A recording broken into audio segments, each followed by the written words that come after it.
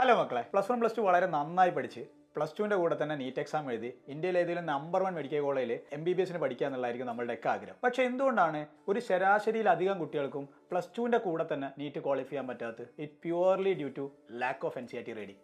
നമ്മൾ NCERT വായിക്കേണ്ട രീതിയിൽ വായിക്കാത്തതുകൊണ്ടാണ് പല കുട്ടികൾക്കും നീറ്റിൻ്റെ മെയിൻ മാർക്കായിട്ടുള്ള ബയോളജി പലതും സ്കോർ ചെയ്യാൻ പറ്റാതെ പോകുന്നത്. അപ്പം നീറ്റിൻ്റെ കേസിൽ പകുതി മാർക്കും വരുന്നത് ബയോളജി എന്നാണ് നമുക്കറിയാം. ബയോളജിയിൽ എങ്ങനെ സ്കോർ ചെയ്യാമെന്ന് പല കുട്ടികൾക്കും ഒരു ആശങ്ക ഉണ്ടായിരിക്കും. ബയോളജി നമ്മൾ പ്യുവറായിട്ട് NCERT വായിച്ചിട്ടാണ് നമ്മളത് സ്കോർ ചെയ്യേണ്ടത്. അതായത് നീറ്റിന് പ്രിപ്പയർ ചെയ്യുന്ന ഒരു കുട്ടിയുടെ വേദഗ്രന്ഥം എന്നറിയപ്പെടുന്നത് NCERT തന്നെയാണ്. അപ്പോൾ ബയോളജി ലൈൻ ബൈ ലൈൻ വളരെ കൃത്യമായി വായിച്ചിട്ട് എല്ലാ ഡയഗ്രാംസും നോക്കുക, എല്ലാ ടേബിൾസും നോക്കുക, അതുപോലെ തന്നെ അതിൻ്റെ സമ്മറി കൂടി വായിച്ചാൽ നമുക്ക് ബയോളജിയിലുള്ള ക്വസ്റ്റ്യൻസ് വളരെ ഉറപ്പാക്കാൻ പറ്റും. എടാ മക്കളെ, നിങ്ങൾ NCERT എത്രത്തോളം ഡീറ്റെയിൽഡ് ആയിട്ട് വായിച്ചിട്ടുണ്ട് എന്ന് മനസ്സിലാക്കാൻ വേണ്ടിയിട്ട് നിങ്ങൾ പഠിച്ച ബയോളജിക്കൽ ക്ലാസിഫിക്കേഷൻ എന്നുള്ള ചാപ്റ്ററിൽ ഒരു ഡയഗ്രാം ഞാൻ ഇവിടെ കൊടുത്തിട്ടുണ്ട്. അതിലൊരു പാർട്ട് ഞാൻ ലേബൽ ചെയ്തിട്ടുണ്ട്. ആ പാർട്ടുകൾ ഏതാണ് നിങ്ങൾ ഈ വീഡിയോയുടെ താഴെ ആൻസർ ആയിട്ട് കമന്റ് ചെയ്യണേ. സോ എല്ലാവരും നന്നായിട്ട് പഠിക്കുക. അടുത്തൊരു വീഡിയോയിൽ കാണാം.